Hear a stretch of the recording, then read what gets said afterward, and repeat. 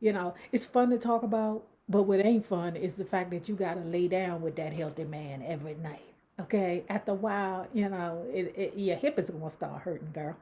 It's gonna start hurting because a lot of them healthy ones be having unhealthy curves in it. I mean, a curve so bad that that shit will wrap around a bottle. Okay, that should be unhealthy. Okay, you had sex with your man, now you trying to figure out why your side is hurting. What the fuck is wrong with my pancreas?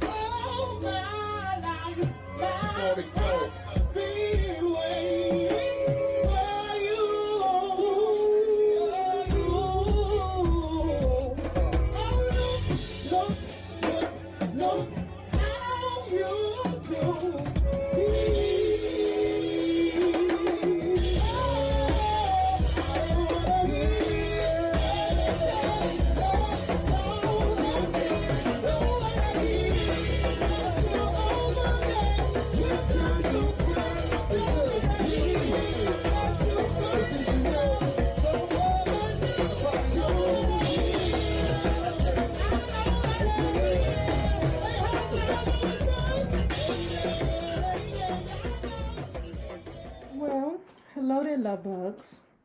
Hello there, Bellas. If you have not already done so, please remember to like, share to Facebook, subscribe, and visit uptopbeauty.com. And if you are not already a part of our book club, please hit the Patreon link below and or the join button here on the YouTube, and for a small monthly fee of $5. You babies, yes, you can be privy to all the shenanigans before the YouTube gets it, if the YouTube gets it. Now, let's continue talking about Jennifer Lewis's The Mother of Black Hollywood, a memoir. I hit New York prepared to conquer, to win, to slay. And why not? All my life I had been hailed for my abilities, made to feel special, singled out. As a kid, I was a born leader, the alpha of the pack.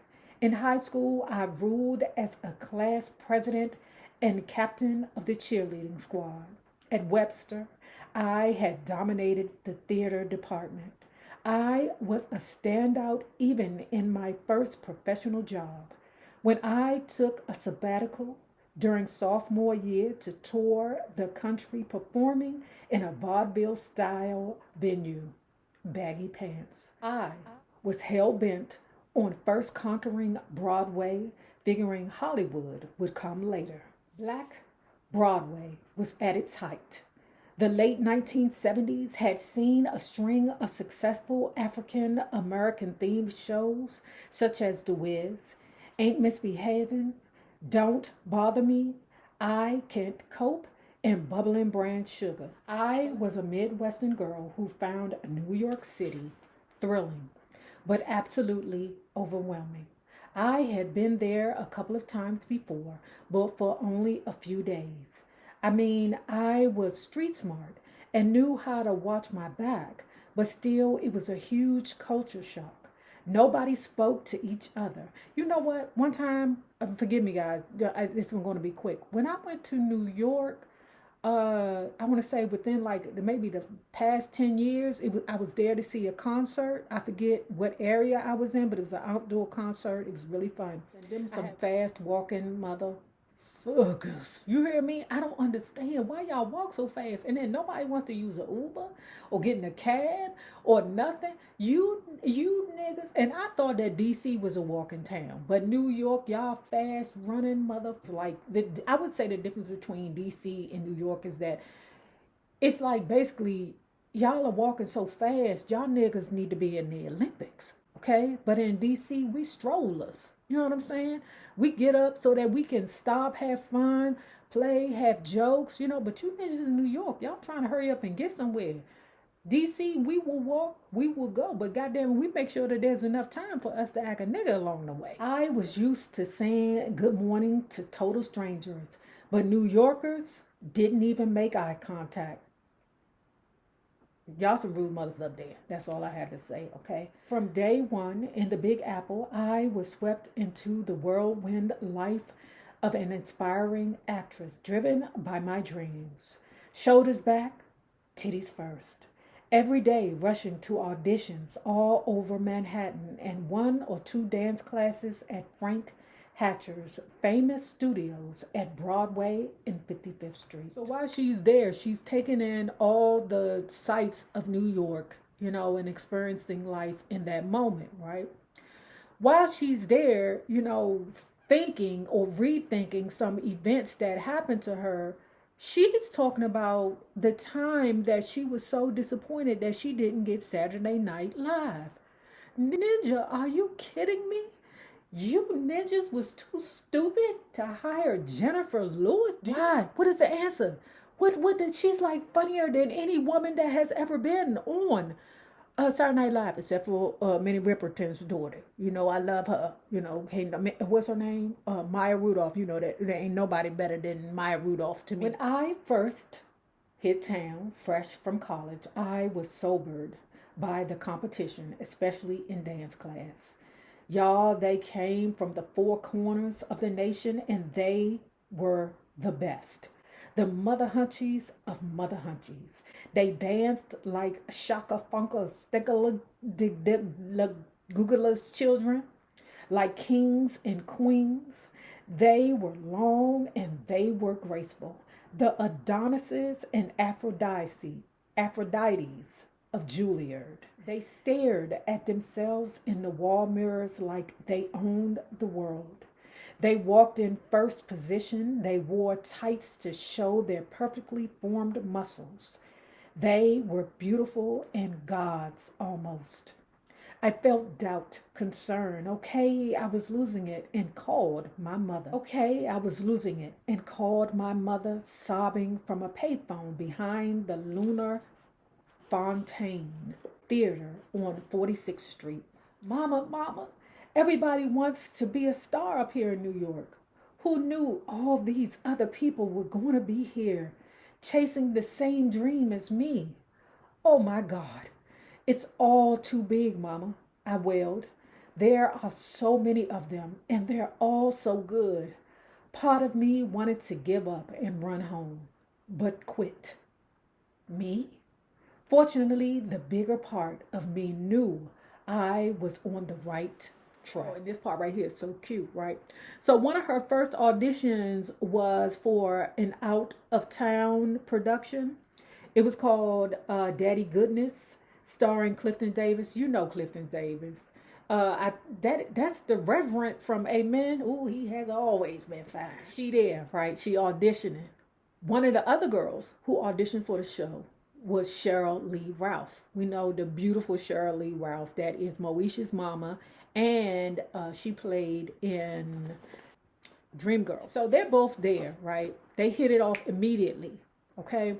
While they're waiting for their callbacks, because they both know that they both about to get the job, girl. I don't know how both of y'all gonna get the job.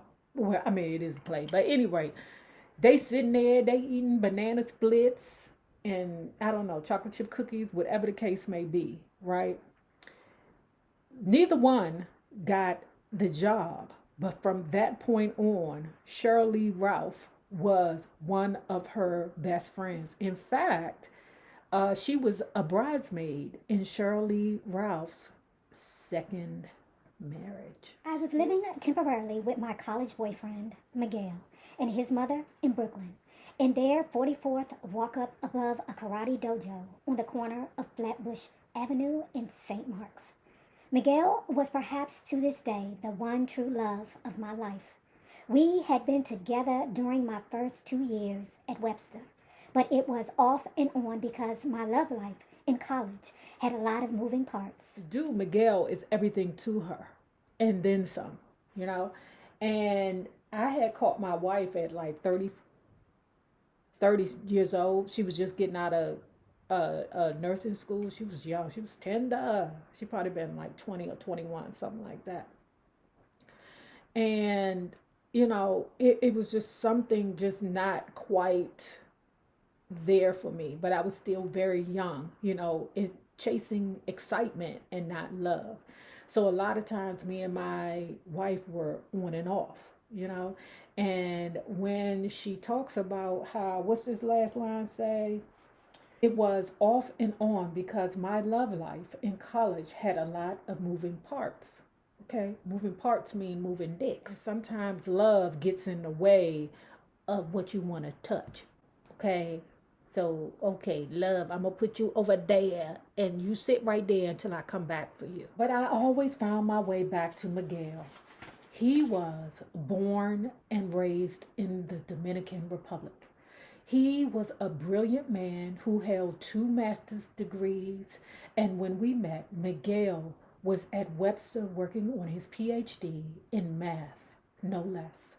I loved Miguel for his intelligence and his delicious accent, especially the way he said my name, Jennifer. He was about 10 years older than me, but a very healthy man. And ladies, I do mean healthy. Ooh, maybe we should use that term now. Healthy. You know what, ladies? I don't know why we even be like, "Ooh, girl, he healthy, girl, he healthy." You know, it's fun to talk about, but what ain't fun is the fact that you gotta lay down with that healthy man every night. Okay, after a while, you know, your hip is gonna start hurting, girl. It's gonna start hurting because a lot of them healthy ones be having unhealthy curves in it. I mean, a curve so bad that that shit will wrap around a bottle. Okay, that should be unhealthy. Okay, you had sex with your man. Now you're trying to figure out why your side is hurting. What the fuck is wrong with my pancreas? Miguel and I went into Manhattan a lot. He'd play chess in Washington Square. I loved that he won most of his games, being a genius and all. But with my short attention span, she said she would wander off. I don't blame you, girl. I don't blame you. I mean, I don't think I have a short attention span, but goddamn, chess games be long as hell. I mean, they're amazing to watch, but girl, that's like watching tennis and golf. You just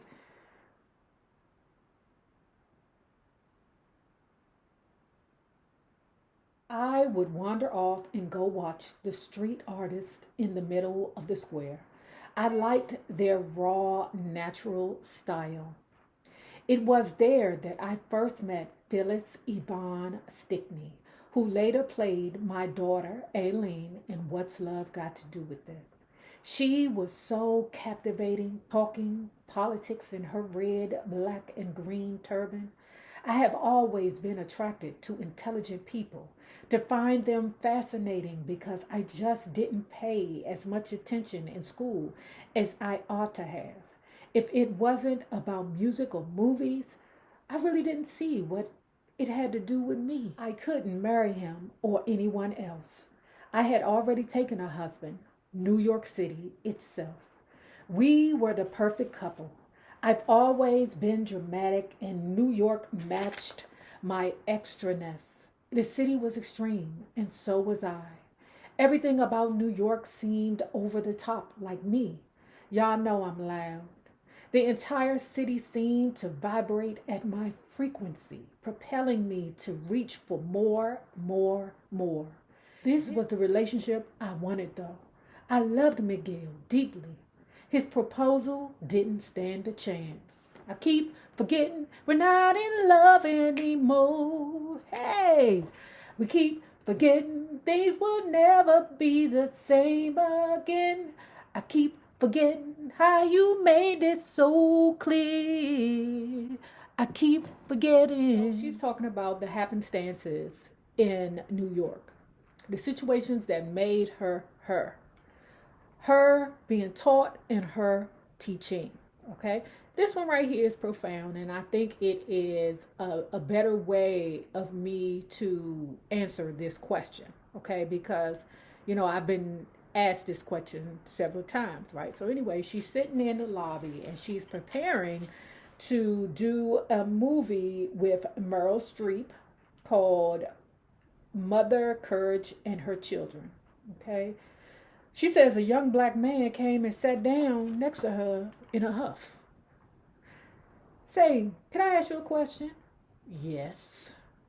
Why is it that the sisters get so mad when they see us walking with a white woman? Normally, my thing is I don't give a good care who you're with, okay?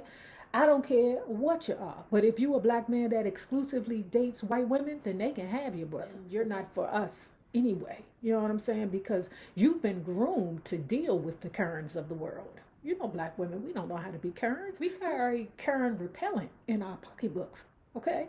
We got what Karen needs in our pocketbook. You hear me? So those Karen tears don't work on us. You know, that's what I'm thinking in my mind. You know, I mean, we ain't mad at you for dating white women. You date who you want to date, okay? But if you're one of them guys that exclusively date white women, then you can be with them, because we don't want y'all any goddamn way, okay? Because we know that your character is that of a Karen lover, okay? You have been groomed and built to love a Karen, okay? So you know how to cope with them, you know, Karen tears.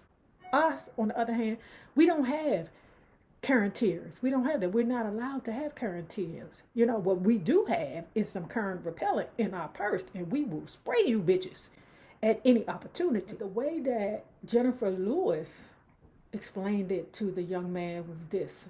She was like, because we get frustrated at the fact that so many of our young men have died because they were hissing and wooing and, you know, trying to touch a white woman. Okay?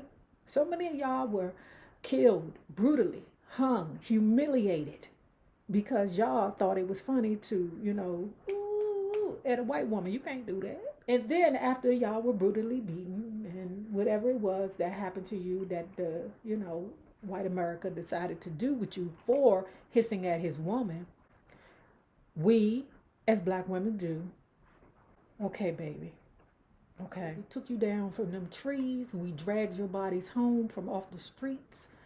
And we washed you. And we gave you a burial. I'm not sure if the man even understood the wash your body connotation.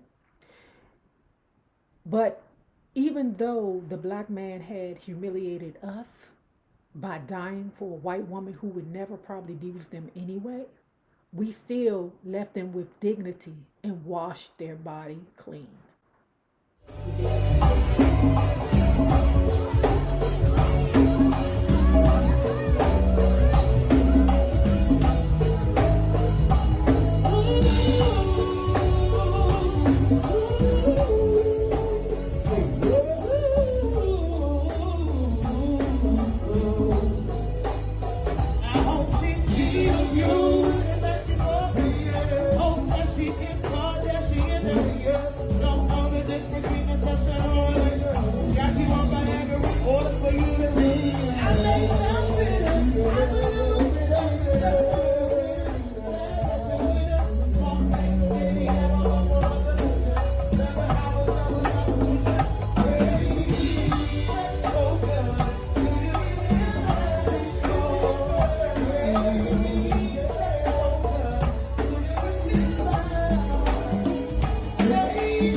Now, if you have not already done so, please remember to like, share to Facebook, subscribe, and visit uptopbeauty.com. Now, remember this.